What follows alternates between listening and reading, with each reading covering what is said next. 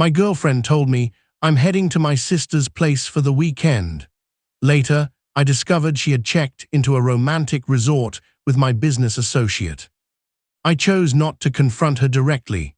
Instead, I simply shared the hotel booking details with our whole circle of friends.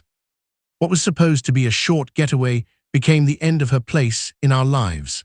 I'm a 31-year-old guy who co-owns a modest but thriving home improvement company alongside my business associate. We launched it 4 years back with nothing, growing it to 6 staff members and a solid name in the local scene. I placed complete faith in this guy. My income, my customers, my long-term plans all rested on that trust. My girlfriend and I had been a couple for 2.5 years. We connected through shared friends, then decided to live together after about a year. She's in pharma sales, which involves some travel and brings in good income. Finances between us were split fairly evenly. I genuinely believed our relationship was strong and stable. Last Thursday night, she mentioned she was going to stay with her sister over the weekend. Her sister had recently gone through a painful breakup and apparently needed comfort, some sisterly bonding, that sort of thing. I responded casually, "Sounds good. Enjoy yourselves." "Send her a hug from me." She departed Friday morning carrying a compact suitcase and wearing the fragrance she usually saves for meaningful moments. I didn't dwell on it. Perhaps she just wanted to feel put together for a ladies' weekend. Here's the key detail. We are both on the same family mobile plan, something we set up when we moved in to cut costs. I manage the account as the main subscriber. Friday afternoon, I signed in to review our usage since the latest bill looked unusually high. That's when I noticed something odd, a preview of a text message alert right on the dashboard. It was a hotel reservation sent to her phone, a couples-only retreat roughly 3 hours away, booked for 2 people from Friday to Sunday. The booking stood in my business associate's name. I stared at the screen for a solid 10 minutes, piecing it together: the special perfume, the overnight luggage, the story about supporting her sister. My immediate urge was to rush there, make a huge fuss, bang on the door, shout everything. But I paused and reconsidered. What would that really achieve? Tears from her, weak justifications from him, me coming off as the unhinged, possessive partner. They'd likely cook up some tale about it being innocent or a mix-up. No, I preferred a sharper, quieter approach. I captured clear screenshots of the confirmation, his name, the couple's resort, exact dates, the deluxe romantic option they selected. Then I opened our main group chat, a lively one from our college days with around 15 of us, where we organize meetups and exchange jokes. She's in there, he's in there, most of our close friends too.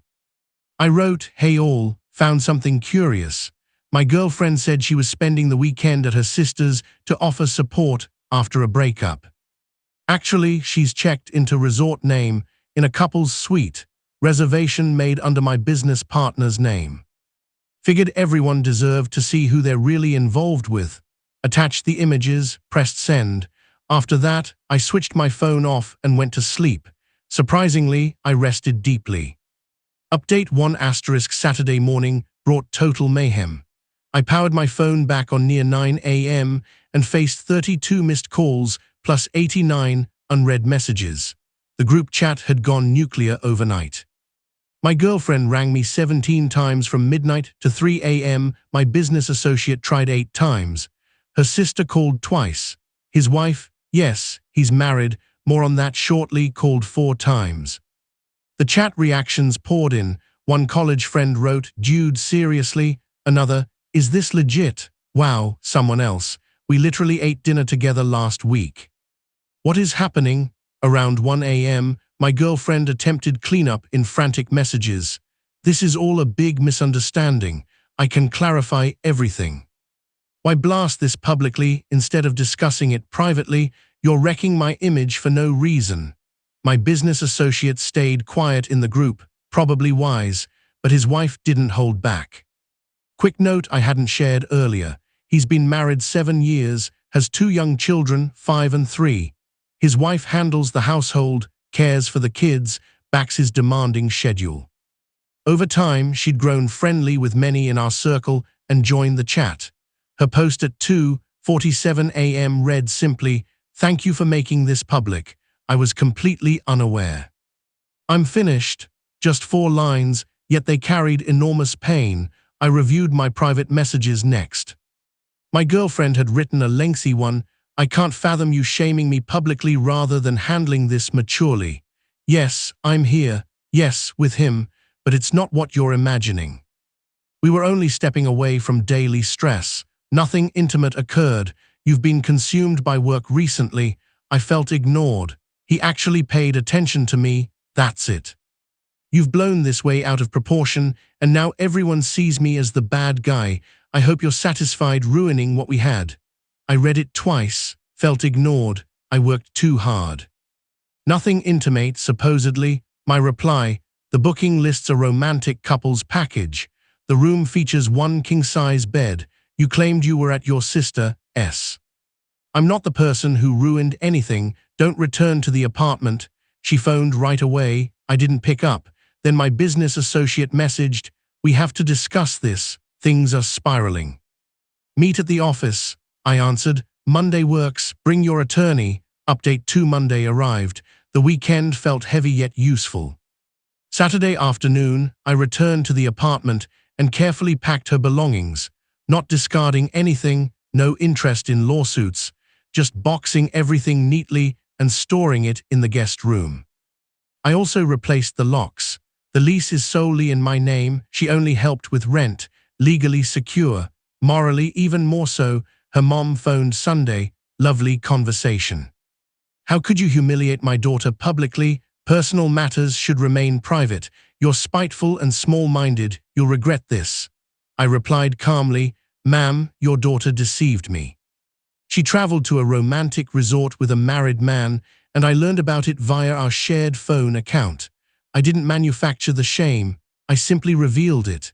She ended the call abruptly. Later Sunday, her sister contacted me with a very different attitude. "Hey, I realize everything's awful right now. Just wanted to say she never showed up here. She used both of us. I had zero clue she was hiding behind my name. I'm truly sorry." That message landed harder. I thanked her for the honesty. Monday morning, 8 a.m. sharp, I entered the office. My business associate sat there, clearly exhausted. "Perfect." He began, "Before you speak, know this was an enormous error. It simply occurred. Home life has been difficult, and your girlfriend—" I cut him off, raising my hand. "I'm not interested in justifications. I care about the company. We each own 50%. I want you gone." He actually chuckled. "You can't force me out. Equal partners. Worst case, we sell everything and divide proceeds." "Fine, sell it." His expression shifted. "Hold on, you'd throw away 4 years over this. You threw away 4 years the moment you booked a romantic escape with my girlfriend while holding half my life's work in your hands. I'd prefer rebuilding alone than seeing your face daily." He switched tactics. "My wife is leaving. I might lose the kids. Can we pause this? I'll purchase your share. Just allow time to arrange funding." I thought it over. "You get 60 days to match a reasonable valuation, or we put the business on the market. My lawyer will prepare the terms." He agreed reluctantly. 60 days, and I'm sorry, truly. No. "You're sorry you were exposed." I left, headed home, and began considering what a clean slate could mean. Update 3*3 weeks on plenty unfolded. Hold tight. My now ex-girlfriend attempted every tactic to re-enter my world. First, the regret campaign, messages, voice notes, emails insisting it was a dreadful error, still denying anything physical, claiming I remained her true love. When that failed, she appeared at the apartment last Tuesday, banging on the door for 20 minutes, sobbing, pleading for a conversation. I observed silently through the peephole and stayed quiet. Eventually, she slipped a 4-page letter underneath. Key points: "You were constantly working. He made me feel valued."